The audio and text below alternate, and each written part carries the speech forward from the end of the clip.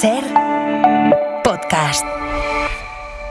Estás escuchando El Abierto de Hoy por Hoy. Cada día analizamos las noticias más relevantes de la actualidad, las claves políticas, económicas y sociales, con las voces de los protagonistas y los distintos puntos de vista de nuestros tertulianos.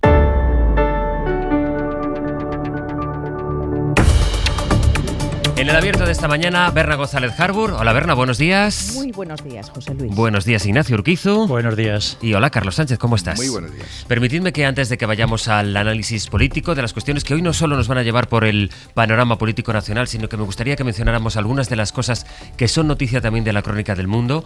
Pues, por ejemplo, la repercusión o el debate que se ha vuelto a reabrir sobre el uso de las armas en Estados Unidos después de la tragedia del último tiroteo con 2 niños muertos. De esta noticia que hemos tenido también de que en Alemania vuelve el servicio militar de entrada de forma voluntaria, aunque el gobierno del canciller Merz no descarta tomar la decisión de volverlo en obligatorio. Vamos a empezar situándonos sobre el municipio de Fasgar. Quiero saludar a Rosy Fernández. Hola Rosy, buenos días. Buenos días. Rosy, que es secretaria de la Junta Vecinal, que tiene un albergue, que tiene un bar en este enclave. Decíamos al empezar las 8 de la mañana que llevamos ya 3 semanas hablando de la ola de incendios que aparecen en un sitio, que luego aparecen en otro sitio, pero es que hay enclaves en los que desde el primer día no ha dejado de arder el monte, y Fasgar es uno de ellos, junto con Añares del Sil. Imaginen la situación para los vecinos de este pequeño enclave, de esta pedanía que es Fasgar, que llevan esos 20 días no solo con el fuego activo, sino con varios desalojos, y además con la noticia, lo veíamos ayer, cómo los trabajadores de las brigadas forestales describían el fuego como un volcán, porque 20 días después está el fuego fuera de extinción. Rosy, usted que vive allí en la zona, ¿cómo lo lleva? Pues mira, lo llevo fatal. Ahora mismo estamos ya desbordados porque es surrealista ya todo esto y yo no sé qué pensar. Que es que yo creo que en la historia de España un incendio no ha durado 20 días como lleva este ardiendo, y es una desesperación total porque se les escapa el fuego. El día a lo mejor está tranquilo, ahora después de la noche a estas horas está muy tranquilo, pero a partir de la 1 de la tarde pues empieza así a ver esos humos inmensos que salen de todos los lados, empiezan a reactivarse fuegos por todos los sitios. Nosotros en Fasgar nos queda muy poco por quemar, nos queda solo lo que es la zona del Osedo, que le llamamos aquí, que está por encima de las casas, y en la Campa de Santiago también, otra zona que ayer, pues antes de ayer se dio la vuelta al fuego y también iba camino de Salentinos. ¿Las casas están bien o ha habido daños también en las viviendas? No, en las viviendas, gracias a Dios, no. Sí que evacuaron el pueblo por la peligrosidad del fuego el día 15 o 16, ya no recuerdo, pero ya tengo un poco las fechas. Pero sí, ese día sí que hubo bastante peligro porque el fuego bajaba a una velocidad increíble. Y ese día sí estuvo bien la evacuación. La segunda no la entendemos mucho porque Fasgar en esos momentos, pues bueno, a lo mejor por el tema del corte en la carretera, pero ahora hemos vuelto, han vuelto la gente porque en ningún momento me he ido, porque aparte también estuve haciendo bocadillos para los brigadistas, pero estamos evacuados en casa. O sea, ¿cómo ha sido la evolución, Rosy, de estos días? Es decir, al principio sí, cuando la cosa se pone muy muy fea en el inicio del fuego, les evacúan a la mayor parte de los vecinos, luego pudieron regresar a sus casas, luego les volvieron a pedir que salieran de ellas. A los 2 días. O sea, les mandaron volver y la gente volvió, y a los 2 días volvieron a decir que había que evacuar. Y entonces, claro, o sea, es un ir y venir. Estábamos 4 personas al principio solos en el pueblo y necesitábamos gente porque aquí ya no había brigadas porque el fuego más intenso estaba hacia abajo, pero nosotros seguíamos con la campa ardiendo, peligrando que llegara a Colinas. Y claro, un desastre todo, un desastre, una mala organización por parte de quien sea, que no lo sé, que no voy a buscar culpables ahora mismo, pero desde el día 1 ha sido una mala organización. Aquí nos hemos quedado solos sin medios varias veces, una en el incendio de Garaño, cuando se inició el incendio desplegaron los medios a Garaño y aquí no quedó nadie. Otra vez cuando se inició el segundo fuego entre Colinas y Güeña, que también nos dejaron solos. Y esto es una descoordinación cambian los técnicos, cada uno dice una cosa. Yo creo que no sabe ni la gente que tienen trabajando en el monte, y esto ya es agotador para la gente que está trabajando, que baja un día tras día, lo dejan apagado, vuelven al día siguiente, sigue encendido, y al final pues es un no sé cómo decirte lo que es, porque es que no tiene descripción ya. 20 días. Esto es una locura, los trabajadores tienen que estar machacados. Estamos nosotros, que no estamos encima del fuego casi, pues imagínate toda esta gente que lleva 20 días, un día tras otro, y que se aviva y que está llegando ahora mismo a Tremor y que no saben qué hacer con él. ¿Tienen algún mensaje, alguna comunicación con la administración? ¿Desde alguna administración alguien se ha puesto en contacto con ustedes, que son pocos vecinos en realidad, allí en Fasgar, para hablarles de ayudas? Ninguna. Yo estoy esperando que me venga a ver doña Leticia y don Felipe, o que me llame alguien a mí, bueno, pues o al alcalde. Pero ninguna administración se ha puesto en contacto con nosotros. Y yo creo que esto es muy grave. Hay muchos errores y que van a tener que dar muchas explicaciones. Porque desde el minuto 1, o sea, el día 8, el fuego quedó más o menos controlado. Y quedó una brigada de noche, y ahí en el cambio de turno algo pasó al día siguiente, porque a las 1:45 se inició el fuego, y eso era como bajaba ya una locura, porque lógicamente el monte es un combustible. El martes de la semana siguiente en Fasgar prácticamente no había fuego, teníamos solo una zona con fuego, y también hay algo pasó también, que tendrán que dar sus explicaciones. El fuego se desmangó en otra zona y volvieron otra vez a aprender hasta que estamos como estamos, que tenemos Fasgar prácticamente arrasado. Usted describía, Rosy, la escuchaba antes, una situación de desesperación, como ahora mismo está contándonos. En estos días que hemos hablado con mucha gente y con los operativos también, hablamos una de estas mañanas con una unidad que se dedica a dar también apoyo psicológico a las personas que, bueno, tienen riesgo de perder sus casas, pero también su monte, el pueblo, el paisaje en el que han crecido o del que viven. ¿Tampoco han recibido ayuda en este sentido? Es decir, ¿alguien les ha mostrado apoyo en el sentido de psicológicamente poder respaldarles a alguien que está soportando esta situación de 20 días de fuego ininterrumpido? Ahora mismo no, tampoco se ha puesto nadie en contacto. Sí que nos ha mandado gente de fuera, muchísima gente de todos los sitios, porque por aquí pasa el Camino Olvidado de Santiago, y claro, han pasado pues muchos peregrinos, te escriben de fuera, gente que tal, y sí que te manda cosas, pero nosotros, ya te digo, con nosotros no se ha puesto ninguna administración, ni ninguna selección, nada. Ahora mismo, o sea, nosotros aguantamos aquí lo que sea, porque al final es nuestra casa, es nuestro pueblo, pero yo creo que por parte de la administración faltan muchas cosas. Lo primero, cuando estamos invirtiendo más dinero en incendios que en prevención, ya estamos teniendo un problema gordo. Y que piensen que ya no solo es que aquí hay urogallos, hay osopardos, pero también hay personas, y todo esto está arrasado. Van a tener que sentarse en una mesa y empezar a hablar, pero con la gente pequeña, con la gente de abajo, escuchar a la gente y agilizar los trámites para limpiar cualquier camino, para cortar leña. O sea, es que es todo papel, mandas los papeles a la Junta, no hay contestación. Quieres limpiar un camino, no queremos abrir autopistas, pero sí queremos que cuando venga un bulldog a poder hacer un cortafuegos, que pueda entrar, o cuando venga un camión de la Junta de esos maravillosos que compran tan bonitos, que pueda entrar en un camino. Porque si tenemos un camión pero no tenemos un camino, mal vamos. Y luego la descoordinación que tienen con las brigadas, o sea, las cambian de sitio. O sea, hoy viene una brigada por decirte, Camposagrado, que tienen la base aquí al lado, y al día siguiente los de Camposagrado los mandan para Ávila, y a nosotros nos vienen los de Ávila. Eso es pérdida de tiempo, y así se escapa el fuego. O sea, es que yo no entiendo de incendios, pero lo he vivido durante 20 días, y estoy viendo cómo los brigadistas se quejan de eso, de que están haciendo horas como locos. Entonces, al final hay un problema muy gordo. Rosy Fernández, muchísimas gracias por contárnoslo esta mañana, y seguiremos pendientes de la situación. Ojalá que hoy puedan por lo menos empezar a llegar buenas noticias. Un abrazo fuerte. Muchas gracias, un abrazo. Después de 20 días, ayer a las 9:15 de la noche, la Asociación de Trabajadores de las BRIF, las Brigadas Forestales, puso este tuit que les voy a leer. Dice: como si de un volcán se tratara, se vuelve a desatar el incendio forestal, de este que estamos hablando en Fasgar. El incendio, un día más, fuera de la capacidad de extinción, 20 días después. Queríamos empezar esta mañana con este testimonio para situar que no son solo esos fuegos que se van activando y que aparecen en nuevos puntos del país, especialmente de la franja noroeste de nuestra península, sino que hay un par, en concreto el de Añares del Sil y este del que hemos hablado esta mañana, que llevan sin quemar 20 días.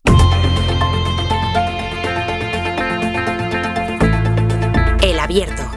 Ser Podcast.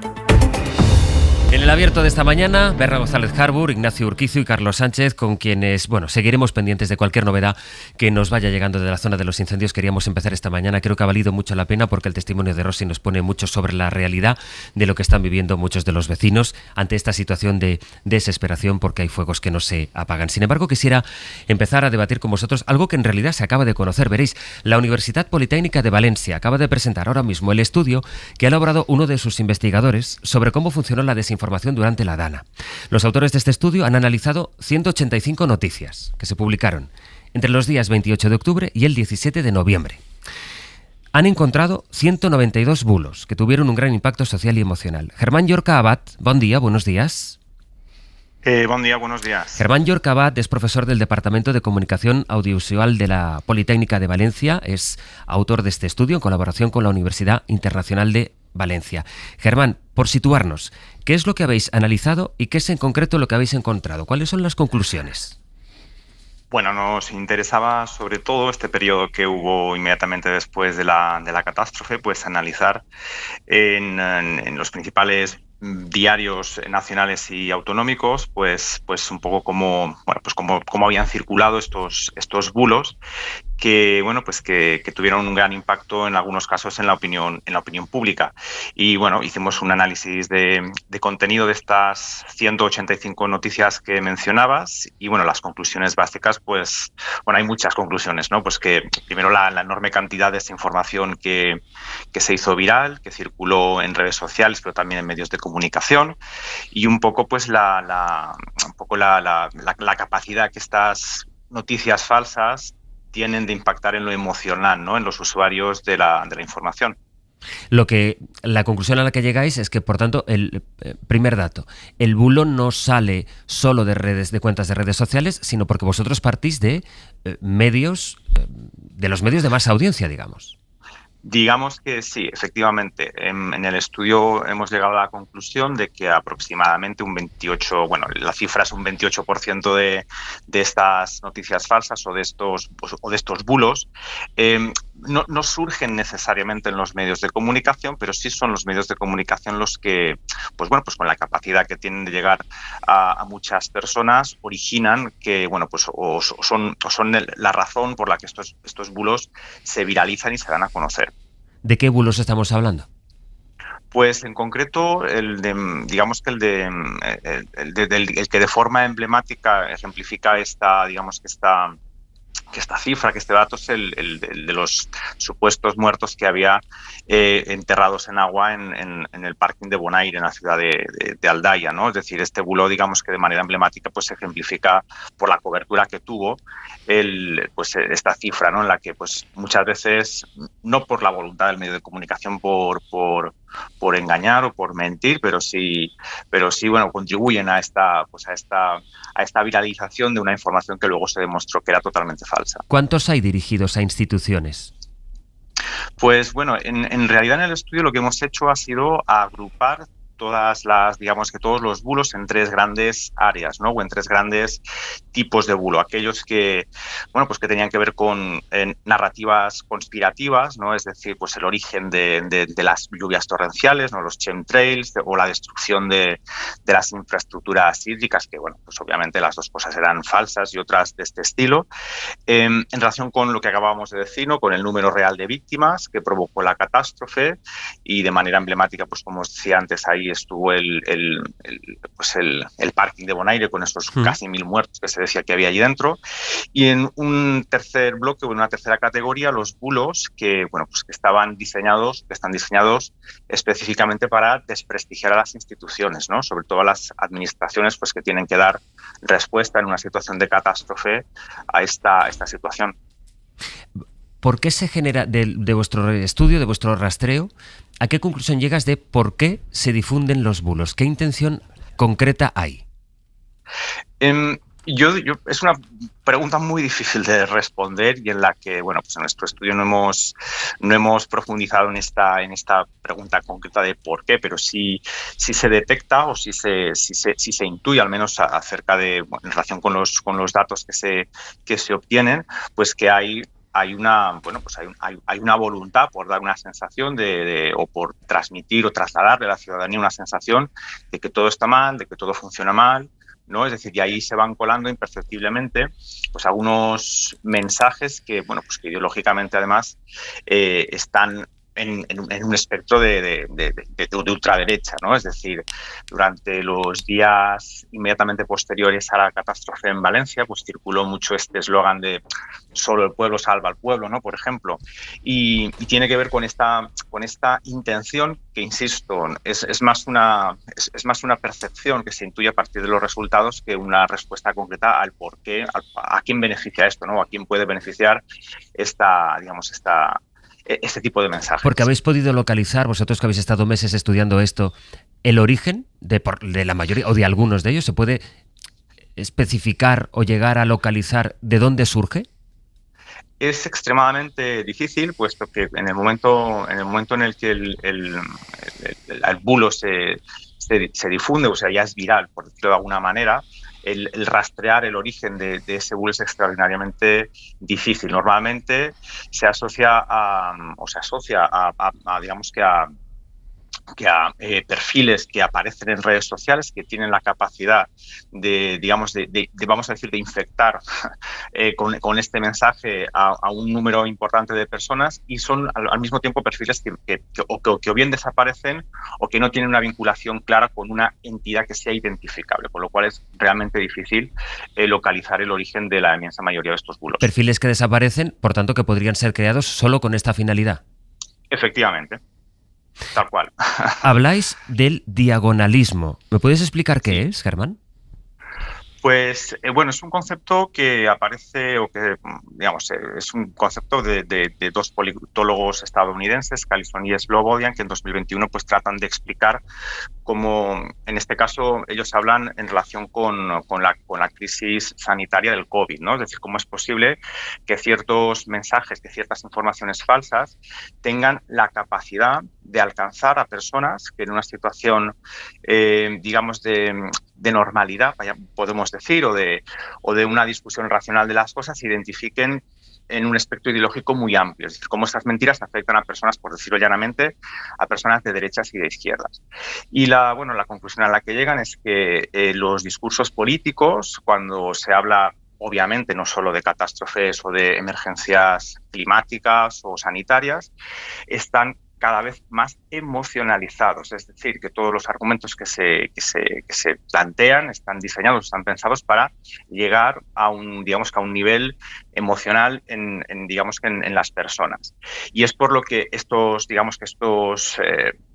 bulos diseñados para impactar emocionalmente tienen la capacidad de alcanzar a personas que tradicionalmente se pueden identificar con una ideología tanto de izquierdas como de derechas. Es decir, por eso tienen una gran capacidad de alcance y de penetración en la opinión pública. Déjame hacerte, Germán, una última pregunta. Has estado ultimando este estudio mientras en España vivíamos otra emergencia climática. De hecho, ha sido una constante que estos días recordáramos algunos de los patrones de comportamiento, en muchos sentidos, que vimos durante la Dana.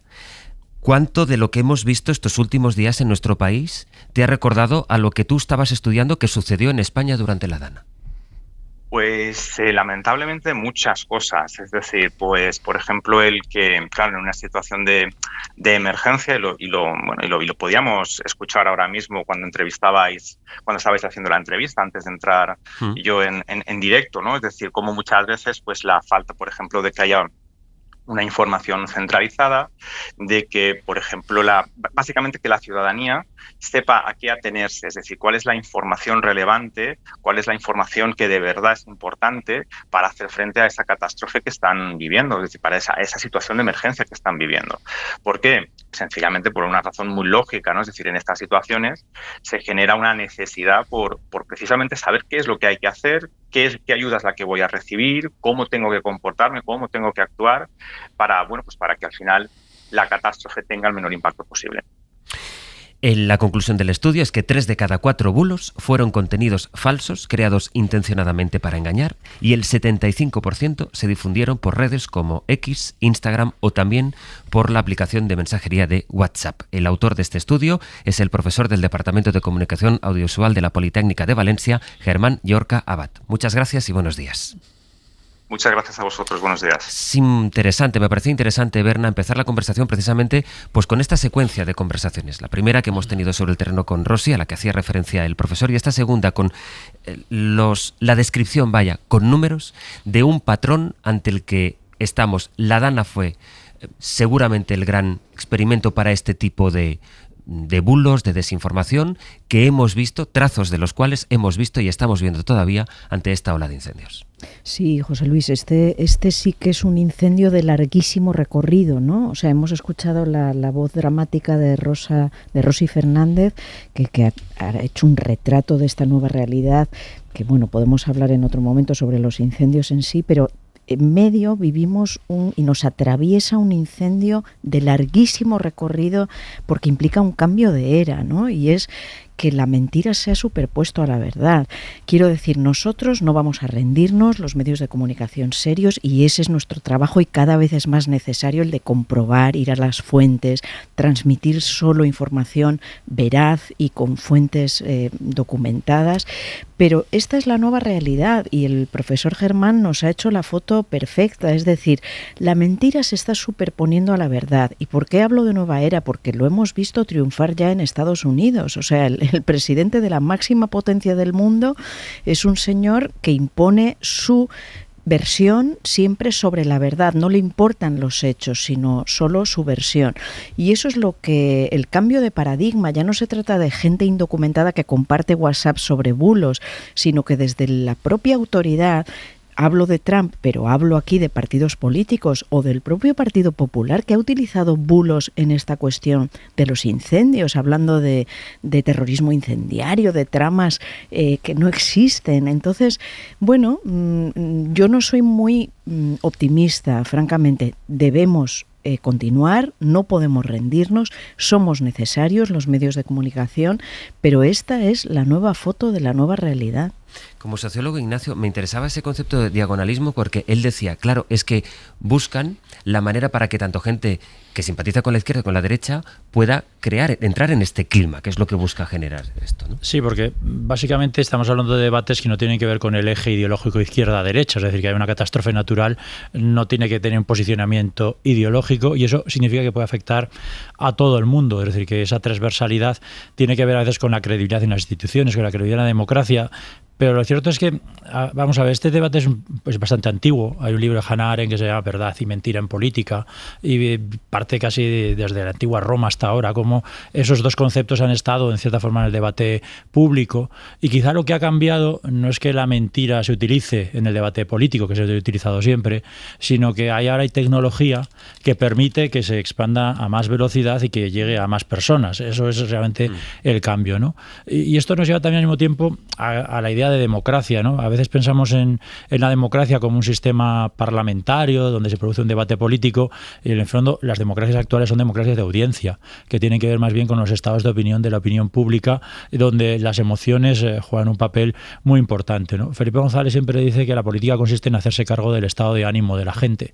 Entonces lo que hace es estos bulos y estas mentiras es al estado de ánimo, hacer pensar a la gente que esa situación está muy mal, que todo es horrible, que todo el mundo lo hace mal, inocular pesimismo, restar credibilidad a los mensajes y a las instituciones y todo eso en el fondo pues lo que alimenta es una especie de descrédito de la política y quienes ganan ahí es la antipolítica, ¿no? Pero no es que sea algo, o es difícil de demostrar que sea algo esto, una especie de conspiración coordinada donde hay unos señores malignos que están operando, eso es difícil de demostrar porque siempre digo que si esto es una conspiración, vaya conspiración que la sabemos todos, es decir que realmente lo que hay es un grupo de gente que creen en esta forma de hacer política, a veces suelen ser personas individuales los que expanden los bulos en su casa, es decir, que tienen unas ideas muy determinadas y alimentan a través de sus cuentas todas estas mentiras para ir extendiéndolas al conjunto de la población, ¿no? Pero es algo a lo que tenemos que empezar a prestar atención y en buscar solución, porque no porque la mentira esté en la política, sino porque la tecnología de la que disponemos ahora mismo va a hacer que esto sea mucho más frecuente cada vez. Y que aprovecha además, Carlos, momentos en los que, pues por ejemplo, en las emergencias, y hay gente que exige, que está en su derecho de exigir una respuesta política. Se habla citaba ahora Ignacio el término antipolítica, pero bueno, lo que surge, si prende esta indignación entre los vecinos, es porque precisamente de la política, de sus gestores, esperan una respuesta administrativa. Claro, y lo que está en juego nada menos que la credibilidad de la propia democracia. Si la democracia no es capaz de dar salida a tus problemas más pequeños, como puede ser, y para ellos es de enorme envergadura, como puede ser un incendio a las puertas de tu casa, evidentemente desconfías de la democracia, y eso tiene unas consecuencias muy negativas.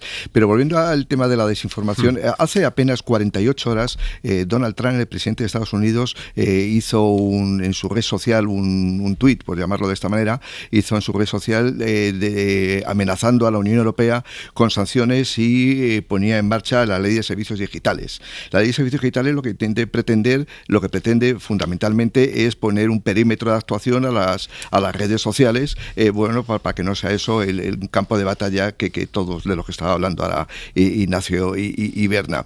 ¿Y por qué lo hace esto el presidente de Estados Unidos? No por razones económicas, que también evidentemente él intenta defender a las compañías tecnológicas que le apoyaron el día de su toma de posesión. Lo que está buscando es, sustituir a la prensa tradicional, a los legacy, a los periódicos de calidad por las redes sociales. Es decir, simplemente eso. Es decir, detrás, evidentemente, todos podemos ser impulsores de, como decía Ignacio ahora mismo, de desinformación, pero hay toda una estrategia para acabar con los medios convencionales, los medios tradicionales. Es decir, esto no viene y por eso precisamente se está protegiendo Donald Trump a las redes sociales, y desgraciadamente lo que está ocurriendo, con esto termino, lo que está ocurriendo es que muchos lectores, la audiencia piensa que las redes sociales son periódicos, y que cuando no tienen digamos ese oficio de calidad de contrastar esa información que tienen los periódicos tradicionales. Además muy muy polarizado desde el punto de vista político, y ahora iremos a eso, iremos aterrizando en qué punto está el debate político sobre la gestión de los incendios,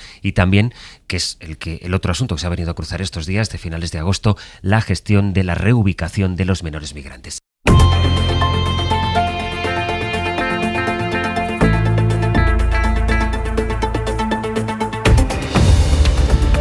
Con Berna González Harbour, Carlos Sánchez e Ignacio Urquizo, que nos acompañan en el análisis esta mañana, la mañana del jueves 28 de agosto. Les decía que, pues con los incendios, como hemos podido comprobar con el testimonio con el que empezábamos este abierto, todavía activos, el Partido Popular saben que ha llamado a comparecer en el Senado a 4 ministros. Hoy lo hará Marlaska, mañana lo hará el titular de Agricultura, Luis Planas, lo hizo el primer día Margarita Robles, con quien hablamos ayer, y lo hizo ayer la vicepresidenta tercera y ministra de Transición Ecológica, Sara Agesen, que se refirió a esa información de la que les dimos cuenta a primera hora aquí, como era Castilla y León la que acaparaba casi la mitad de las horas de vuelo de los efectivos de los aviones y helicópteros del gobierno, del Ministerio de Transición Ecológica. Esta fue la referencia de Agesen. Es real y es algo que tendremos que ver con mayor detalle. La necesidad de apoyo por las comunidades autónomas es un hecho que es estructural. En los últimos 5 años, con un porcentaje de superficie forestal similar respecto al total de toda España, determinadas comunidades autónomas utilizan la mayor parte del dispositivo nacional,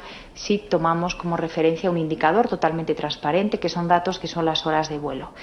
Esto es lo que dice el gobierno, que saben está en la tesis de que aquí las competencias, la tesis, en fin, lo que recoge la ley, que es que las competencias de la extinción y la prevención de los fuegos es de las comunidades autónomas. Sin embargo, el Partido Popular dice que es el gobierno, no son sus presidentes autonómicos, que empezarán a comparecer mañana en Mañueco y el día 9 Rueda en Galicia, pero que es el gobierno el que no ha dado los medios suficientes. El argumento del Partido Popular llega a expresarse de esta manera que ahora comprobarán. Este es el senador del PP, Javier Márquez, ayer. Yo lo que sí sé es dónde estaba Pedro Sánchez cuando se estaban produciendo el incendio. Gorroneando en la Mareta. Es el gorrón de la Mareta. Mientras la gente se estaba quemando, mientras los montes se estaban quemando, él estaba con uso particular de él y todos los que le acompañaban, cuñados, etcétera, en la Mareta. La ola de incendios sigue activa. Este es el debate que ha llevado el Partido Popular a la Cámara Alta, donde gobierna con mayoría absoluta. Hay, por una parte, el debate sobre la gestión de los incendios y por otra, y además tiene muchas cosas que son simultáneas, el debate sobre el reparto, la reubicación de los menores migrantes. David Junquera, hola de nuevo. Hola, muy buenas. Las comunidades del PP dicen que ellos están en contra de esto. Ha llegado al punto de tener que aclarar el PP que sí que van a acatar la ley. Sí, con este tema del traslado de menores está sucediendo algo muy llamativo, Sastre. Todos saben cómo va a acabar. Moncloa y Génova lo reconocen Torres y Bendodo. No me cabe que ningún presidente vaya a no cumplir la ley. Que los presidentes de las comunidades autónomas del PP, como no puede ser de otra manera, como siempre, van a cumplir la ley. Y no solo lo han reconocido Moncloa y Génova, lo han ido reconociendo también todos los varones autonómicos del PP, el último, el gallego Alfonso Rueda. El gobierno sabrá lo que está haciendo. Nosotros no tenemos capacidad para esa absorción. Por supuesto que cumpliremos la ley y sabemos cuáles son nuestras obligaciones legales, pero nos lleva a un cumplimiento imposible. El gobierno esto había que haberlo hecho de otra manera. Todos saben, como decimos, el final, pero en lo que llega, todas las partes parecen interesadas en azuzar el debate político y arrimar el ascua a su relato. Lo hace el gobierno, lanzando avisos por si alguna comunidad planea oponerse. De nuevo Torres, ahora con Bolaños. Y alguna lo hiciese, lógicamente, tendrían que intervenir las fuerzas y cuerpos de seguridad y hacer que se cumpla la legislación. No me imagino que quieran incumplir la ley abiertamente, porque eso tendría, lógicamente, consecuencias también legales. Por estas declaraciones, la balear Marga Proens ha acusado al gobierno de ejercer matonismo. Como veis, también alimenta la polémica el propio PP, que sabe que Vox le va a buscar las cosquillas con este tema, como ya ha hecho siempre que ha tenido la oportunidad. Tiene que explicar Sánchez por qué la mayoría de los menores tienen que ir a Madrid, Andalucía y Valencia. Y a comunidades donde gobiernan sus socios de investidura no va ninguno. Esto no puede ser, Esto no es serio. El PP patalea, las comunidades populares se han ausentado de reuniones, critican que el reparto excluya a Cataluña o País Vasco, acusan a Sánchez de repartir a los menores como paquetes, pero tras todo esto, asumido por todos que la ley se cumple, el margen que le queda a los populares es buscar si esa ley se ajusta a derecho. Las regiones que gobierna el PP ya han acudido al Constitucional y Madrid y Baleares, Ayuso y Proens, han pedido en el Supremo detener el reparto de forma cautelar, recurriendo al último decreto que fija la capacidad de acogida. Gracias, David. Gracias. Pues aquí tenemos, Carlos, decíamos, dos asuntos que confluyen, que es la gestión de los incendios y luego nada menos que la reubicación de los menores migrantes. De lo que estamos hablando en el fondo es de la política migratoria y es evidente que en estos dos asuntos en los que, en fin, parecería lógico que hubiera políticas de Estado, este es el punto en el que está el debate político. Si hablábamos antes de desinformación y uno cuando escucha ahora mismo a Moreno Bonilla decir que por qué Andalucía o Madrid o la Comunidad Valenciana son los que van a recoger o van a acoger más menores inmigrantes, está diciendo una mentira. Es decir, porque es un criterio objetivo. Es decir, se ha basado, el gobierno ha puesto un decreto ley sobre la mesa en la que identifica las necesidades y la capacidad de acogida de cada comunidad autónoma en función de criterios objetivos y transparentes, como pueden ser el nivel de desempleo, el nivel de dispersión territorial, el nivel de riqueza y sobre todo la acogida previa. Es decir, hay muchas comunidades autónomas como Cataluña que han acogido previamente mucho más inmigrantes y por lo tanto ahora cuando llega el nuevo reparto pues tiene que acoger menos. Es decir, eso es desinformación. Es decir, hay que decir claramente que no es un problema de ayudar al País Vasco o a Cataluña, sino tiene que ver con un criterio más objetivo de reparto. Pero luego, más allá, digamos, de estos rifirrafes políticos que tienen que ver, ya digo, con la desinformación, a mí me sorprende que una comunidad autónoma como Madrid, que tiene un presupuesto cercano a los 29.000 millones de euros, ponga pegas para acoger, porque dice que no tiene capacidad económica para acoger a 650 inmigrantes. Verdaderamente no es un argumento razonable, es un argumento simplemente político. ¿Por qué? Por lo que decía antes en la crónica. ¿Por qué? Porque el PP sabe que le está pisando los talones en este asunto Vox y necesita tener una posición de dureza, pero evidentemente es desinformación decir que no tiene capacidad económica y desinformación decir que se distribuyen los inmigrantes en función de la correlación de fuerzas en el Parlamento. Berna. Bueno, hemos llegado a tal punto de vergüenza nacional en este asunto que creo que debemos repasar cómo esta tardanza de todos es achacable. Han cometido errores todos, quiero decir, y podemos repasarlos, pero hemos llegado al punto en que hoy los menores en España, los niños, se han convertido en un campo de batalla. ¿Pero a dónde vamos a llegar? O sea, estamos hablando de menores, de niños, que como recordaba el ministro el otro día, igual que hemos recogido y acogido, me refiero a niños ucranianos, pues a estos también tenemos que tratarlos como tales, como menores, y nos hemos convertido en tal vergüenza que hoy son campo de batalla. Entonces, vamos a ver, el Partido Popular que está criticando al gobierno por desentenderse de los incendios, supuestamente, resulta que le critica también por ocuparse del reparto de menores. ¿En qué quedamos? El gobierno tiene que ejercer sus competencias, tiene que afrontar los asuntos o no tiene que afrontarlos.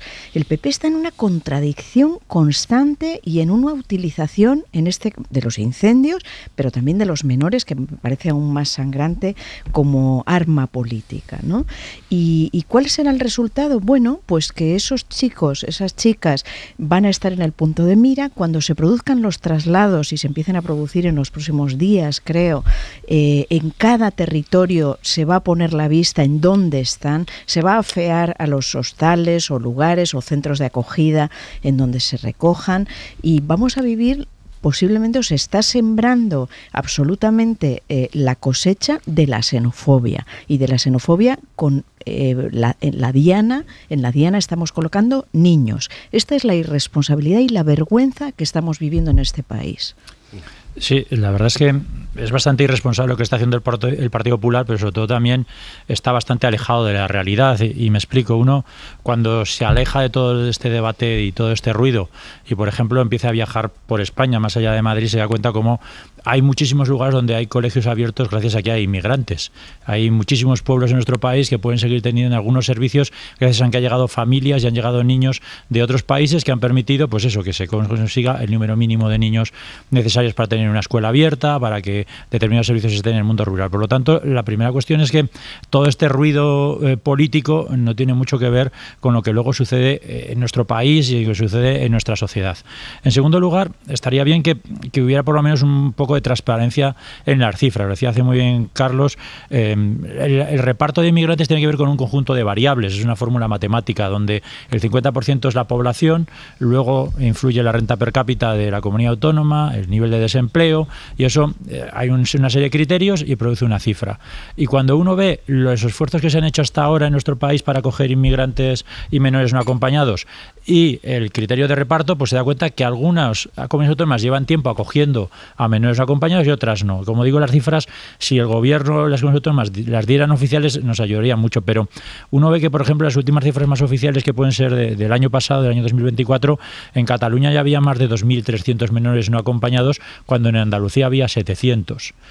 Y justamente con esa fórmula matemática en función al número de población, número de renta per cápita, una serie de criterios, Andalucía tendría que tener más de 2.500 menores y solo tiene 700. Por lo tanto, es normal que tenga que acoger más, porque Cataluña lleva tiempo haciéndolo, igual que País Vasco le corresponden unos 700 y lleva tiempo acogiendo a 700. Así que hay comunidades autónomas que llevan tiempo haciendo sus deberes a la hora de acoger a estos niños, y hay otras que no lo llevan haciendo, y a lo mejor tendrá que empezar a explicar también el Partido Popular por qué esto es así, porque en Andalucía, en Madrid o en Valencia llevan tiempo sin acoger a menores acompañados, y otras comunidades autónomas como Cataluña y País Vasco sí que lo vienen haciendo desde hace tiempo. Así que el debate no tendría que ser por qué ahora se va a hacer un reparto, sino por qué llevamos tiempo algunos que no hacen lo que tendrían que hacer en la gestión de sus competencias.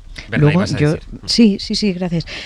Quiero recordar todo lo que ha fallado. Han fallado muchas cosas en este proceso, porque recordad que llevamos años hablando de estos. Primero eran 2.000, 3.000, 4.000, ahora ya he perdido la cuenta, creo que son 7.000 y pico.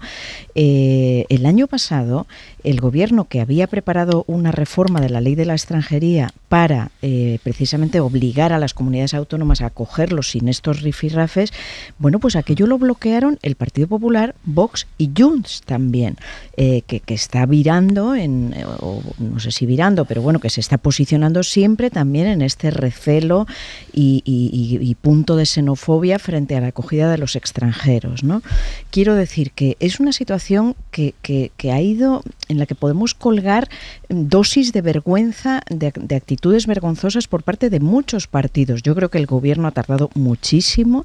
Realmente, por ejemplo, recordemos cómo el Supremo recordó recientemente, es otra cuestión, la de los menores solicitantes de asilo, pero ha emplazado a que se resuelva ya la situación de esos 1.000 menores solicitantes de asilo, y bueno, creo que le toca a cada partido un trocito de esa vergüenza, aunque, desde luego, el grueso se lo llevan el Partido Popular acosado por Vox, Junts, que también siente pues el crecimiento de esa alianza catalana, creo que se llama, ¿no? Alianza Catalana, sí. Alianza Catalana. Bueno, y en resumidas cuentas están regalando a la ultraderecha toda una cantidad de votos y toda una cantidad de apoyos a ese discurso xenófobo, cuando yo recuerdo al final del camino solo tenemos unos niños, unos menores que van a llegar a pueblos ahora mismo de toda España y que van a ser mirados y escrutados con ojos críticos, y quiero recordar lo que ha pasado en Torre Pacheco este verano. En fin, que el incendio lo están encendiendo, los pirómanos realmente están siendo ellos. Además, en este asunto hay algo muy feo, que tiene que ver con que esto, la mayoría de los menores inmigrantes no acompañados vienen del norte de África, en concreto de Marruecos. Que decir, aquí lo que está, hay tintes muy xenófobos, muy racistas, precisamente por eso. Es decir, España, y lo decía antes en las diferentes crónicas, ha acogido, como toda Europa, ciudadanos de Ucrania o ciudadanos de otros territorios en los que tenían dificultades para poder vivir. Es decir, de hecho, la presidenta de la Comunidad de Madrid visita habitualmente Latinoamérica, bueno, pues para hacer campaña electoral y para decir que vengan a Madrid los ricos, y que también, pero no pone pegas, digamos, a que vengan latinoamericanos. No hay ningún debate en Madrid sobre inmigración, como no puede ser de otra manera, afortunadamente, y eso que en Madrid ya hay 1 millón de latinoamericanos, pero no hay ese debate. Aquí hay un debate sobre 4.000, básicamente porque vienen de Argelia y de Marruecos. Es decir, no nos engañemos. Es decir, tiene un componente racista todo eso que lo hace mucho más feo. Sí. Y quiero, si me permites, José Luis, sí, breve, solo recordar cómo están llegando ahora, se ha reabierto o impulsado la ruta balear, la ruta que va hacia las Baleares desde Argelia, cuando ya parecía más cerrada la ruta hacia Canarias, y eso es un problema que está creciendo. Sí, pero además, para combatir todo este tipo de desinformación, porque lo que está habiendo es desinformación al respecto, hay que ir a la realidad de nuevo. Entonces, yo recuerdo que hace un año, por estas fechas, estábamos todos debatiendo la llegada de unos 100 inmigrantes a un pueblo interior que se llama Mora de Rubielos, y ahí hubo manifestaciones, todos de gente que no eran del pueblo, por cierto, que era gente que era de fuera, especialmente de Vox, que fueron a manifestarse a Mora de Rubielos. Bueno, pues unos meses después, eran unos 100 jóvenes inmigrantes que habían llegado principalmente de Mali, el 30% están trabajando en poblaciones de la zona. Ha habido por parte de los empresarios pues una coordinación, porque a veces nos olvidamos que muchas de estas personas acaban haciendo muchos de los trabajos que no hacen los españoles en muchísimos sitios, que están permitiendo, como digo, que muchos pueblos vuelvan a tener vida, porque están viviendo en esa España interior de la que estamos hablando, de los incendios y de otras muchas cosas, pero gracias a la inmigración están muchos pueblos ahora mismo sobreviviendo, incluso creciendo en población, y por eso la desinformación que se produce sobre esto, o el miedo que se inocula a la sociedad con la llamada de inmigrantes, no tiene nada que ver con la realidad, porque luego estas personas, cuando se incorporan a nuestro país, pues como digo, prestan un gran servicio. Hablábamos en el abierto de la polémica en torno al decreto que ya está en vigor, que publicó ayer el Boletín Oficial del Estado, que establece los criterios para el reparto de los menores migrantes no acompañados. Y quisiera saludar hasta ahora a Francis Candil, con el que hemos hablado otras veces. Es el viceconsejero de Bienestar Social de Canarias, que se ocupa en concreto de la política migratoria en Canarias. Señor Candil, ¿qué tal? Buenos días. Hola, muy buenos días. Por empezar por el principio, ¿cómo ha cambiado la cosa desde la publicación del decreto y el hecho de que su comunidad, de que Canarias, haya solicitado la contingencia migratoria? A partir de ahora, ¿qué ocurre? Bueno, pues a partir de ahora, por parte de Canarias, lo que hay que hacer es preparar los expedientes de los chicos que deberían de ser trasladados a otros recursos de otras comunidades autónomas. Esto quiere decir que aproximadamente habrá que estar preparando unos 2.000 expedientes, que serían los que deberían de ser derivados a través de este mecanismo a otras comunidades autónomas en función de lo que el decreto plantea. O sea, las personas que van a salir de Canarias son 2.000. Sí, aproximadamente, sí. Algo más de 2.000. Algo más de 2.000. ¿Me podría describir, porque estamos hablando de niños y adolescentes y en el debate político muchas veces perdemos de vista esta condición, que es la condición humana? Sí. ¿De quiénes estamos hablando, señor Candil? Pues estamos hablando de menores de edad, niños y niñas que han llegado a Canarias en los últimos 2 años y que pueden estar rondando entre edades de 7, 8 años hasta los 17. Estos son niños y niñas. Ahora mismo en Canarias hay en torno a 5.030 menores acogidos, menores migrantes, y si descontamos además aquellos que son, digamos, parte del cumplimiento que tiene que hacer el Estado en cuanto a la ejecución del auto de protección internacional que estableció el Supremo hace ya algunos meses, pues eso serían otros 1.200 chicos los que deben de ir siendo trasladados a recursos de protección internacional, que están claramente diferenciados por el parte del Supremo de los que serían objeto de este traslado de estos 2.000, algo más de 2.000 menores que serían trasladados por la vía de este decreto. Entendida esta diferencia, sin embargo, luego ellos necesitan ser acogidos. Ustedes en Canarias han hablado de la situación de sobresaturación de los centros en los que están. ¿Podría describirnos estos adolescentes y niños con edades de 7 u 8 años, en algunos casos, en qué condiciones viven ahora allí en Canarias? Pues ahora mismo Canarias sigue viviendo una situación de saturación en sus recursos. Yo, quiero recordar que en los últimos 2 años, a partir del año 23, en Canarias pasamos de tener 35 recursos a 88 recursos que son los que acogen a estos chicos, recursos que van y espacios que van de acoger a 300 menores a otros que tienen 20, 30 menores. Evidentemente es una situación de extrema saturación que responde a la situación de emergencia que se declaró por parte del Gobierno de Canarias por la llegada en un número importante de embarcaciones hasta justamente el año pasado, este mes de enero, febrero de este año que estamos en curso. ¿Ellos han sido informados de que van a ser trasladados? Ellos son conscientes de que la situación, y muchos evidentemente demandan y desean pasar a una situación donde puedan ser mejor atendidos. La situación que hay en los recursos en Canarias es una situación que responde a una emergencia, pero obviamente en el cumplimiento y en la defensa de los derechos de todos estos niños y niñas deberían de pasar a ser atendidos en recursos acondicionados a un número menor y donde de verdad se pudieran atender de manera individualizada los derechos que tienen estas niñas y niños, ¿no? Que además están más que recogidos en cartas internacionales, en declaraciones humanitarias, con lo cual nosotros entendemos que aquí debe de haber una respuesta, o debería haber habido una respuesta solidaria, pero más allá de eso, lo que tenemos ahora mismo es en marcha este mecanismo y esperemos que se empiece a ejecutar a la mayor brevedad por la defensa siempre del interés superior del menor. A la mayor brevedad significa que no tiene una idea de los plazos en los que podría empezar o culminarse este proceso. No, porque es verdad que cada vez que nos metemos, tenemos ya comunidades autónomas y somos conscientes que hay comunidades autónomas que están haciendo ofertas de plazas y que están habilitando recursos para empezar a responder a esta contingencia migratoria, pero eso ya es un mecanismo en el que además el Estado tiene que actuar directamente, no nosotros. Ha hablado ahora de respuesta solidaria. ¿Cree que la hay? Estamos contando aquí que hay las comunidades del Partido Popular, por ejemplo, han decidido recurrir este decreto, han dicho que lo acatarán, pero que lo llevarán ante la justicia. ¿Teme que la justicia pueda bloquear este proceso o que el proceso no pueda culminarse por estas reticencias políticas?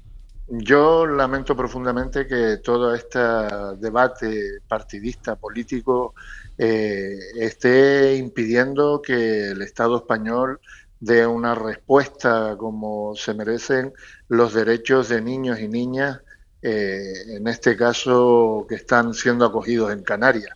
Lamentamos profundamente que se utilice cualquier tipo de ardid o artimaña para intentar retrasar una respuesta que se debería de haber dado, como dije anteriormente, desde la convicción de tener que responder como Estado solidariamente.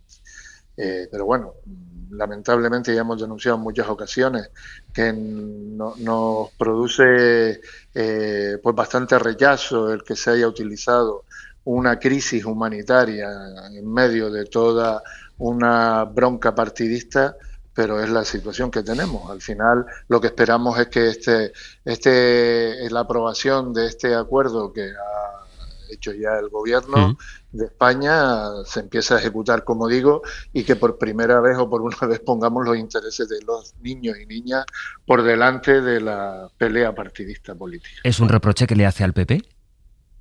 Es un reproche que le hago al comportamiento que ha habido a nivel de todo el Estado, digo, porque podríamos hablar incluso también de los problemas que ha habido para aplicar el mecanismo o el auto de protección internacional. Nosotros hemos dicho que se está por parte del Estado aplicando o ejecutando este auto con una lentitud que no permite de verdad responder a las expectativas que el propio Tribunal Supremo ha puesto en sus autos de que se responda con rapidez a la situación de hacinamiento que hay en Canarias. Pero creo que aquí lecciones de humanidad y humanismo pocos pueden dar. Señor Candil, estamos contando cómo están cambiando algunas rutas migratorias, por ejemplo, que la que va hacia Baleares ya ha desbancado como segunda a la ruta del Estrecho. ¿Cree que hay comunidades significativamente, por ejemplo, Baleares, ya que está cambiando así la ruta, que puedan acabar pidiendo este mecanismo que ustedes han estado reclamando tanto tiempo, al que ahora se oponen, sin embargo? Nosotros llevamos mucho tiempo diciendo que esto de las rutas migratorias depende de condicionantes desde de tipo meteorológico a de tipo sociopolítico, de control de fronteras. Evidentemente la situación que se ha vivido en Canarias es una situación que puede cambiar y que puede empezar a afectar a otras comunidades autónomas del resto del Estado. Desde luego la situación que se vive en Baleares, siendo una situación para ellos complicada, porque han pasado de no estar en el mapa de las rutas migratorias a estar ahora, pero desde luego la situación frente a lo que ha vivido Canarias, con aquella explosión que vivimos de llegadas en finales del 23 y el 24, dista mucho, es una situación difícil de equiparar por los números de las llegadas, pero es evidente que las mafias y todo lo que está detrás de estos movimientos migratorios van a ir buscando por dónde hay vías más rápidas, por dónde hay vías, otro tipo de vías de acceso a los territorios de la Unión Europea. Esto lo que debería de hacer es que todo el mundo entendiera en España que la situación que ha vivido Canarias debería de haber tenido una respuesta por parte del Estado en su conjunto, en la medida en que, como estamos viendo ahora, estas situaciones pueden ir cambiando en función de factores que nada tienen que ver con lo que podamos controlar desde las comunidades autónomas. Habla del Estado en su conjunto, es decir, que para usted equipara la posición del PSOE y del Partido Popular, pues la posición en este caso que estamos viendo en las comunidades del Partido Popular. Vamos a ver, nosotros hemos dicho muchas veces que cada vez que bajamos a las siglas políticas es donde se inicia el problema del barrizal político. Nosotros hubiéramos estado encantados de que hubiera habido una respuesta conjunta por parte del Estado, donde el gobierno de España hubiera abanderado una propuesta de solución a toda la crisis migratoria, pero nos ha costado muchísimo, ha habido mucha bronca, llevamos más de 1 año y medio, 2 años entre Tribunal Supremo, Congreso de los Diputados y evidentemente durante todo este tiempo, lamentablemente entiendo que los derechos de los menores no es lo que se ha puesto, los derechos de estos niños y niñas no es lo que ha estado en la primero de la lista para poder responder unitariamente. Francis Candil, viceconsejero de Bienestar Social del Gobierno de Canarias. Gracias por su tiempo. Un abrazo a ustedes. Hasta la próxima, 9:34. Bueno, voy a cambiar de asunto, pero sí me parecía importante, Berna, pues por ejemplo, situar las edades de los menores de los que estamos hablando y de las que es en realidad de lo que estamos hablando. Él me ha dicho, dentro de este paraguas, digamos, son 2.000 los niños y adolescentes, y que es importante que eso no lo perdamos de vista. Y hablábamos de niños de 7 y 8 años, ha dicho, es tremendo, ¿no? Y ha recordado, y yo recuerdo también esos otros 1.000 y pico que están por cuestiones de pidiendo un asilo político. Entonces es muy grave y me ha gustado mucho, o sea, creo interesante cómo ha subrayado lo que les ha costado en todos los frentes, o sea, llevan, dice, más de un año entre el Tribunal Supremo, el Congreso, ha hablado de todos, del gobierno, de las comunidades, en una batalla ha dicho que cada vez que bajamos a las siglas llegamos al barrizal, me parece la frase del día, ¿no? Porque es lo tremendo, que el simplismo de la lucha política que estamos contemplando es estéril, inútil y nos hace peores. Sí, aparte del barrizal, a mí me llama la atención siempre con el tema tan serio, con el asunto de Estado, como es la política migratoria, el que se subcontrate la política migratoria a los tribunales, que es una tendencia normalmente del Partido Popular. Tienes un problema en Cataluña, lo que tienen que ser los tribunales los que tienen que decidir. A mí me parece que eso de poner recursos para que los tribunales decidan cuántos inmigrantes pueden venir en una región o en otra, me parece absolutamente un abuso del derecho. Lo iremos siguiendo. Vamos a ir cambiando de asunto a las 9:35 porque Ignacio esta mañana cuando ha llegado me ha dicho, oye, hablaremos de Alemania, ¿no? Y hablaremos de esa propuesta del servicio militar, de momento voluntario. Berlín, corresponsal Carmen Viñas. Hola, Carmen, buenos días. Hola, buenos días, Astre, ¿qué tal? Bueno, hablemos, si te parece, de esta propuesta que anunció ayer el gobierno de Alemania y que es, de entrada, reintroducir el servicio militar en un primer momento, Carmen, luego ha dicho el gobierno que ya veremos, pero en un primer momento voluntario. Eso es, la nueva mili se basa en la voluntariedad, pero podría convertirse en obligatoria si se dan dos circunstancias. Primera, que no se cumplan los objetivos de reclutamiento, que suponen 80.000 soldados adicionales en los próximos años. Y segunda, que cambien las condiciones de seguridad del país. Alemania debe contar con 260.000 soldados, cifra que la OTAN considera clave para resistir un eventual ataque, por ejemplo, de Rusia. Escuchamos al canciller Friedrich Merz. Unser gemeinsames Ziel ist, die Bundeswehr personell so zu stärken. El objetivo de este gobierno es reforzar el personal del ejército alemán según las necesidades actuales. Queremos hacer más atractivo el servicio militar y atraer a más jóvenes a las Fuerzas Armadas. Se trata de un gran paso y añado, si vemos que es necesario realizar ajustes, los haremos.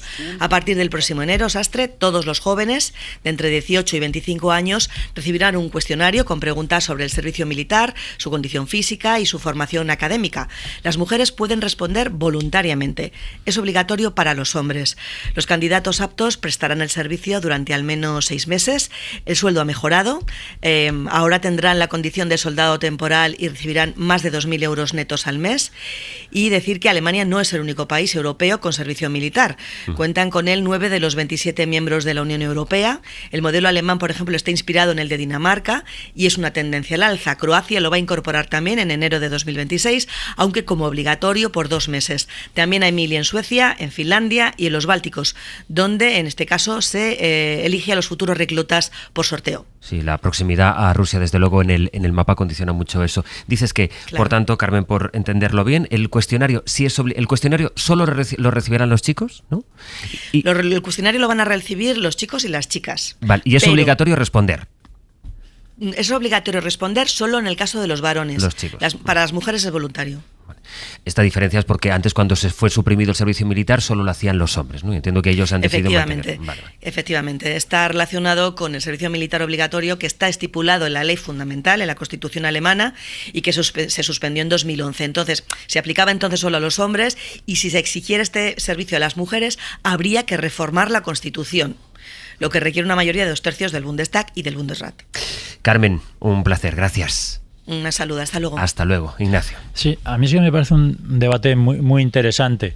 Es verdad que tiene por un lado el lado de la política de defensa, ¿no? Que Alemania ha decidido aumentar prácticamente en 80.000 el número de efectivos y España, sus compromisos con la OTAN, lo va a hacer en 14.000. Por lo tanto, no tenemos nosotros que hacer ese esfuerzo que tiene que hacer Alemania. Pero me parece interesante porque el servicio militar obligatorio se introduce, digamos, hace más de 100 años en muchos países como un elemento de igualdad. Es decir, que antiguamente, en el siglo XIX, iba a la guerra el que no podía pagar para no ir. Es decir, que uno iba, por ejemplo, a la guerra de Cuba y aquellos que no tuvieron capacidad económica, pues para evitar ir a la guerra, pues tuvieran que ir al frente, mientras que aquellos que venían de buenas clases sociales, pues podían pagar y evitar, por lo tanto, ir al ejército. Así que había un cierto componente de desigualdad donde las sociedades modernas deciden igualarnos a todos, y esto de defender al país ya no dependía de tu nivel de renta o de la clase social a la que pertenecías, sino todo. Y Y muchos años después, como esta idea del servicio militar como un elemento de igualdad se ha dado la vuelta, y en países como España los que más se oponen al servicio obligatorio militar es la gente de izquierdas. Y es una cosa curiosa, ¿no? Hace no mucho hicimos una encuesta en Metroscopia donde abordamos justamente el servicio militar, y lo que nos salía en España es que el porcentaje de gente que está a favor del servicio militar obligatorio es el 44% y el 52% está en contra. Por lo tanto, en España hay una mayoría de españoles que no apoyarían. Y cuando uno dividía por partidos políticos, observaba... Perdóname, Ignacio, se hizo cuando ya estaba en marcha el conflicto de Ucrania. Sí, ya estaba. Sí, esta encuesta es del mes de abril. Es decir, que es muy reciente. Sí, reciente. Y cuando dividías por partidos políticos te das cuenta que la mayoría de los votantes del PP y Vox están a favor del servicio militar obligatorio, por encima del 60%, mientras que en los votantes de Sumar el 80% lo rechaza y en los votantes del PSOE lo rechaza casi el 60%. Es decir, que partiendo de la base que este servicio militar venía a establecer la igualdad entre los ciudadanos y ciudadanas de un país, ahora mismo es más la derecha quien apoyaría un servicio militar obligatorio en España, mientras que la izquierda. Y si llevas además por cortes de edad, los que más se oponen al servicio militar obligatorio son los jóvenes, principalmente, es donde está. Todos los grupos de edad se oponen, pero los que más. Y luego los que más se oponen... Son los que lo tendrían que hacer, ¿no? Sí, eso es. Y los que más se oponen también son las mujeres, más que los hombres. Los hombres están prácticamente divididos por la mitad, están 49% a favor, en contra, 48% a favor, pero las mujeres sí que es un porcentaje más desigual, ¿no? Y a mí me parece paradójico, ¿no? Porque, como digo, se instaura para establecer igualdad de la nación, todos somos iguales, da igual la clase social a la que pertenezcas a la hora de defender a tu país, y hoy en día pues es la izquierda justamente la que se opone a esto, y cuando uno observa quién va o quién acaba siendo militar o quién no, pues hay un cierto componente de clase social. Es decir, que el servicio militar profesional suele ser una cuestión desigual. La gente de más renta no suelen ser militares. Carlos. Sí, citaba antes, Ignacio, a Felipe González. Yo recuerdo unas declaraciones del expresidente del gobierno precisamente a finales de los años 90, cuando se llega el acuerdo entre CiU y el Partido Popular para eliminar el servicio militar obligatorio, en lo que decía que se había tomado una decisión tan trascendente sin una reflexión de país. Y yo creo que tenía razón en ese momento Felipe González. Es decir, yo creo que no hubo un debate serio, simplemente fue un acuerdo político, bueno, para tener una determinada mayoría parlamentaria.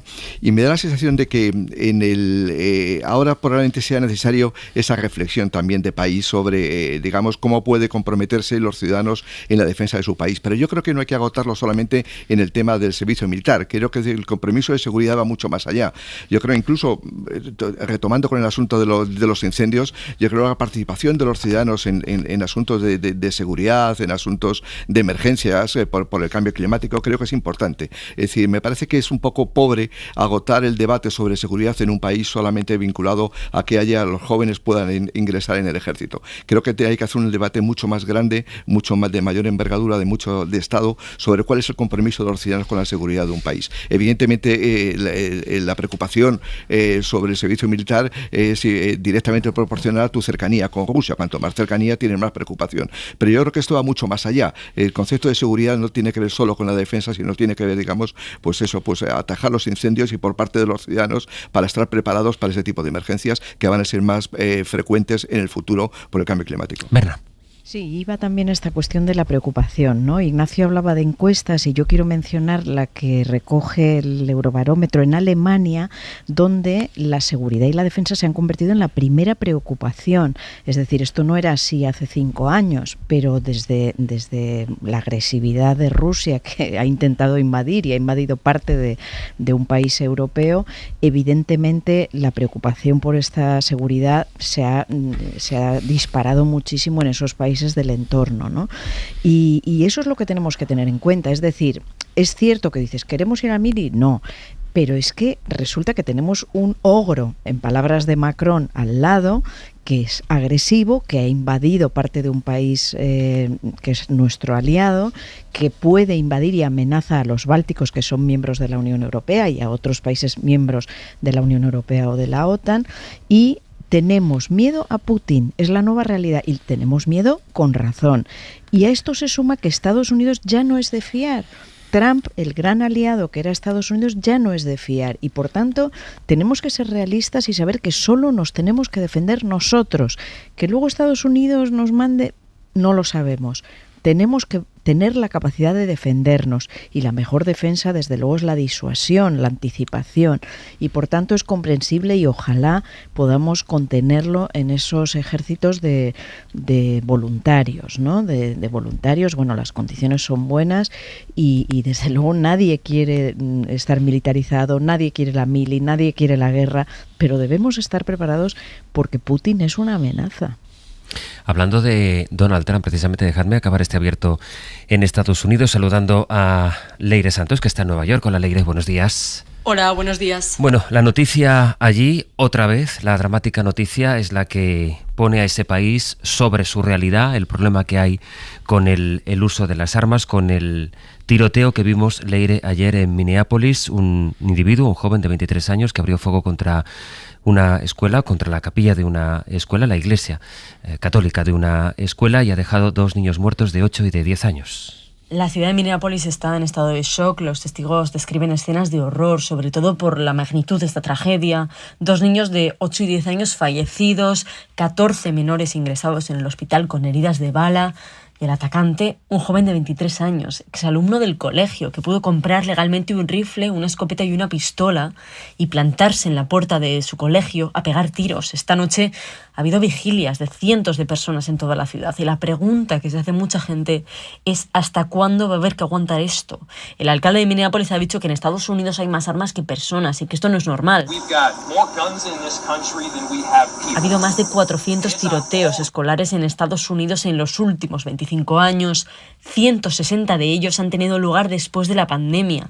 390.000 alumnos en Estados Unidos han experimentado un tiroteo en sus colegios desde 1999. Y todavía hay ciudadanos que dicen que la respuesta al problema de las armas son más armas. Y con estos datos que nos sitúan de nuevo sobre esta realidad, sobre este problema, lo que tenemos es en contraste, en cambio, la política de la Casa Blanca, que va pues orientada, como están viendo, en una deriva estos últimos días, que se está sustanciando en la militarización de las calles, en el despliegue de militares en, por ejemplo, la capital, en Washington, para donde incluso, Leire, Donald Trump lo que plantea es la recuperación de la pena de muerte, la pena capital. Trump ha federalizado la ciudad de Washington, llamando de allí a la Guardia Nacional, al ejército, utilizando como excusa unos datos de crimen falsos, porque la realidad es que Washington tiene la tasa de delincuencia más baja de los últimos 30 años. Ha instruido a la Fiscalía que pida pena de muerte para todos los detenidos en Washington, y quiere tomar el control también de Nueva York o Chicago y mandar allí a la Guardia Nacional, poniendo la excusa del crimen. Pero dicen los demócratas que Trump en realidad lo que quiere hacer es acabar con la inmigración y con las ciudades santuario, que son ciudades que no cooperan con el gobierno federal. Son ciudades donde los inmigrantes se sienten seguros, para que nos entendamos. Eso por un lado. Y también está usando la excusa del crimen para crear unidades de la Guardia Nacional que puedan desplegarse en cada ciudad en el caso de que haya un disturbio civil, como una protesta. Es decir, para que actúe el ejército en lugar de la policía y siempre a sus mandos, lo que plantea muchos problemas legales. Desde luego que sí, Leire, gracias. Gracias. Hasta luego. Lo comentábamos ahora, Carlos, pero es el contraste entre un problema que parece que no se pueda o se quiera abordar y luego las prioridades más ideológicas de Donald Trump desde la Casa Blanca. Sí, llama la atención que evidentemente eso es un problema desde hace décadas de Estados Unidos, la proliferación de armas pequeñas en manos de muchos ciudadanos, y ningún gobierno ha sido capaz de atajarlo, bueno, porque también está en la Constitución americana y cambiarlo es realmente imposible en este contexto, además con la mayoría conservadora que hay en el Tribunal Supremo ahora mismo. Y yo creo que desvía la atención con el tema de que vayan los federales a algunas ciudades porque consideran que hay mucha inmigración. De nuevo tiene un componente xenófobo, quiere decir, evidentemente es vincular inmigración con delincuencia. Si lo decía la corresponsal ahora, que en Washington están los menores índices y tasas de violencia de los últimos 30 años, y resulta que allí envían a los federales, bueno, para acabar con la delincuencia, y la Casa Blanca mira para otro lado con esa proliferación de armas que está provocando catástrofes pequeñas, pero catástrofes recurrentes y frecuentes, que es lo peor. Ignacio. A mí en esto lo que más me preocupa es cómo la reacción que tiene Donald Trump a cada uno de los problemas de Estados Unidos tiene tintes autoritarios. Y me explico. Ha intentado cesar una subgobernadora del Banco Central. Está mandando a militares, especialmente a sitios que son incómodos para él, como puede ser Illinois, California, es decir, sitios que además están los demócratas. Cada vez que, digamos, surge un problema en Estados Unidos, o por ejemplo el intervencionismo que está teniendo sobre las empresas, cómo está empezando a coger acciones de empresas o a pedirles que le den parte de los beneficios. Todo indica a que Estados Unidos está caminando hacia un sistema mucho más autoritario que el que tenían antes de que Donald Trump llegara a la Casa Blanca. Y yo creo que eso es lo preocupante, es decir, que cada vez que surge un problema, la reacción de Donald Trump es autoritarismo. Y esa es la reacción que tiene ante un problema como el de las armas. No te busca solucionar el problema, lo que busca es dar un pasito más hacia un modelo político que a mí me preocupa muchísimo, porque estamos hablando de uno de los países más importantes del mundo desde el punto de vista del liderazgo internacional, ¿no? Por lo tanto, nos debería preocupar no tanto, digamos, la reacción, porque es verdad que el problema de las armas es algo que viene de muy antiguo, es decir, que ningún gobierno, como decía el mismo Carlos, ningún presidente ha conseguido atajar ese problema, porque en términos de opinión pública, pues no solo los tribunales, sino la opinión pública, y también una opinión pública en muchos estados favorable a las armas, sino cómo Donald Trump aprovecha cualquier problema para hacer de Estados Unidos un país mucho más autoritario.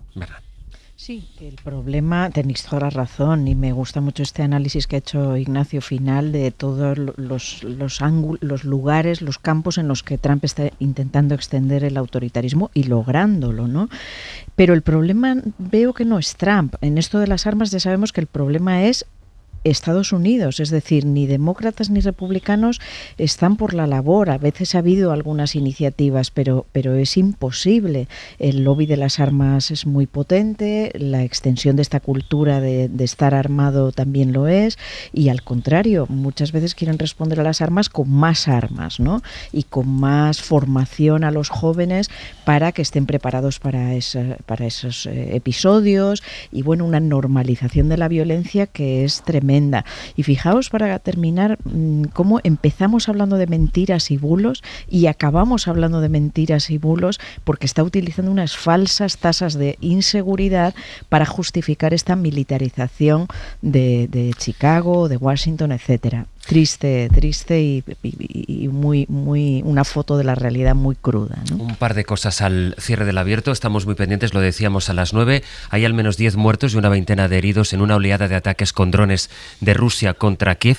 Hay numerosos edificios residenciales que han quedado destrozados, y el caso también una comisaría europea y una instalación europea, según ha denunciado la delegación de la Unión Europea en Kiev, que ha resultado dañada. Veremos qué repercusiones puede tener esto en el contexto de que se espera algún tipo de movimiento después de aquel empujón que pareció darle Donald Trump. Estamos en un impasse, y en este impasse, este gran ataque de Rusia contra Kiev, en el que ha resultado dañada una instalación europea.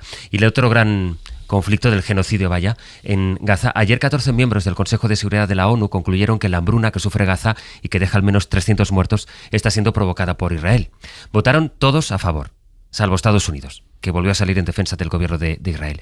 Y uno de los momentos del pleno que quisiera que escucharan fue cuando el embajador de Argelia sacó la foto de una de las periodistas que saben que ha sido asesinada por Israel en ese ataque del lunes contra un hospital en el sur de la Franja.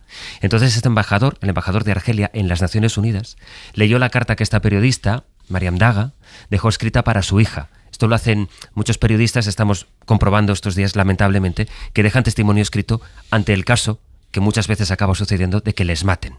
Y este es el momento de la lectura de la carta. And when you grow, when you marry,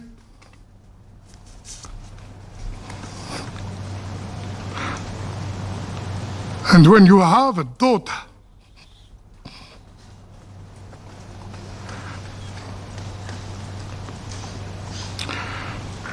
name her Maryam. After me. Es la lectura emocionada que hace el embajador ante el Consejo de Seguridad de las Naciones Unidas, y reproduce este fragmento de la carta de la periodista asesinada, en la que dice: cuando crezcas, cuando te cases, cuando tengas una hija, que se llame Mariam, como yo.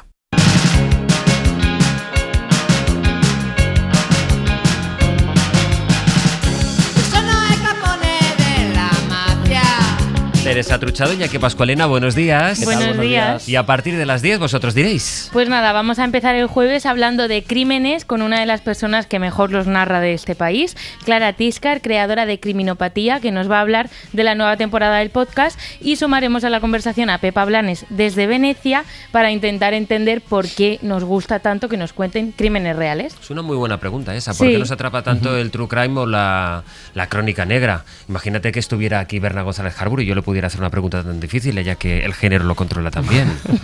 ¿Tienes respuesta para eso, Berna? Ay, Dios mío, porque nos encanta entretenernos y nos encanta involucrarnos, y la novela negra permite al lector involucrarse en la investigación y no ser pasivo. Esa es la clave. Sí. Bueno, y luego se podría quedar morbo, sí, es una manera menos romántica, Carlos, con lo bien que había quedado. No, pero es una cuestión de estar activo. Es decir, tú no eres pasivo leyendo una novela negra, sino que el autor te va vamos colocando las pistas para que tú, incluso como lector, avances más a veces que el investigador. Y esa es la clave. No lo debería haber dicho, porque ahora se va a poner todo el mundo a escribir esto. No sé, bueno, pero en fin. Pues en esto seguiremos a partir de las 10 y después tendremos en el No Soporto, vendrá alguien de la casa, Iturralde, a contarnos pues todo lo que nos soporta. Efectivamente. A ver si nos cabe media hora. Sí, que tiene mucha tela que cortar. Y luego vengo yo, que hoy es casi un monográfico de mí. Sí, hoy sales mucho. Hoy salgo mucho. Porque luego, vas a cobrar lo mismo, Pascualero. Sí, igual incluso menos, pero bueno. Porque vengo a contarte noticias del pasado con varios periódicos locales del año 1970. Vale. Luego vamos a estar con Jaime Rubio Hancock en la última lección de filosofía inútil, que de inútil solo tiene el nombre, para que nos hable del estoicismo y de cómo podemos aplicarlo a nuestra vida. Y cerraremos con un concurso del que no quiero hablar demasiado porque tengo a una persona mirándome en la pecera. Saben que en el concurso este verano hemos enfrentado con la vocación de generar disputa y mal rollo, pues a compañeros de secciones, compañeros de emisoras. Hoy vamos a enfrentar compañeros de nuestro propio equipo del programa, pero de los que son de la parte informativa y de la parte del magazine. Hoy Isabel Fernández Pedrote, de la parte informativa, e Iñaki Pascualena, de la parte del magazine. Que me habéis jurado los dos, ninguno de los dos ha visto el concurso. No hemos mirado el guión. No sé si soy demasiado confiado. Nada. En fin, Ignacio Urquizu, Carlos Sánchez, Berna González Harbour, muchas gracias y hasta la próxima. Que el combate vaya bien. Gracias, nos va a hacer falta. Adiós, que no acabe como una crónica negra. Con eso basta. Y felices vacaciones, ¿no, José Luis? Bueno, todavía me vas a escuchar unos días más, Berna. Ay, pero te agradezco la intención. Adiós. Adiós.